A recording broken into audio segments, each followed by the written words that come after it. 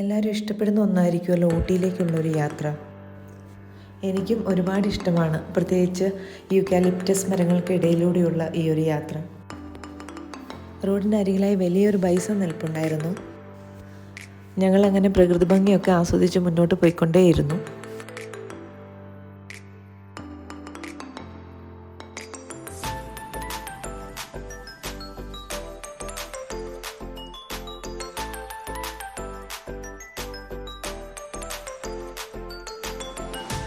സാധാരണ പൈൻ ഫോറസ്റ്റിനടുത്ത് കൂടെ വരുമ്പോൾ ഞങ്ങളവിടെ കയറാറില്ല. ഇത്തവണ എന്തോ ഞങ്ങളവിടെ കയറാമെന്ന് തീരുമാനിച്ചു.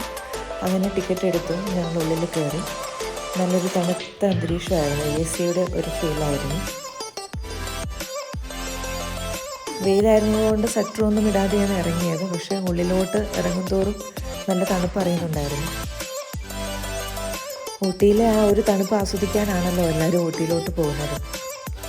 പൈൻമരങ്ങൾക്കിടയിലൂടെ താഴോട്ട് ഇറങ്ങി വരുമ്പോൾ താഴെയായി വലിയൊരു ലേക്കുണ്ട്. വളരെ മനോഹരമാണ് അവിടെ കാണാൻ. കുതിരസവാരിയൊക്കെ നടക്കുന്നുണ്ടായിരുന്നു അവിടെ. ഇഷ്ടമുള്ളവർക്ക് കുതിരപ്പുറത്ത് കയറാം. പക്ഷെ ഞങ്ങൾ അതിനൊന്നും നിന്നില്ല. വളരെ കുറച്ച് സമയം മാത്രമേ അവിടെ നിന്നുള്ളൂ.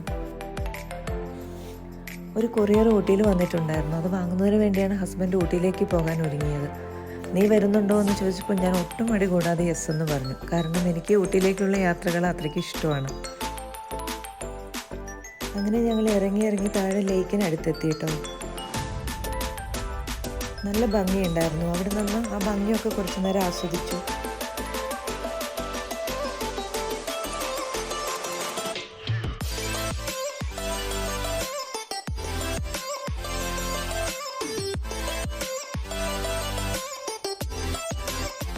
ആളുകൾ കുതിരപ്പുറത്ത് കയറി പോകുന്നുണ്ടായിരുന്നു.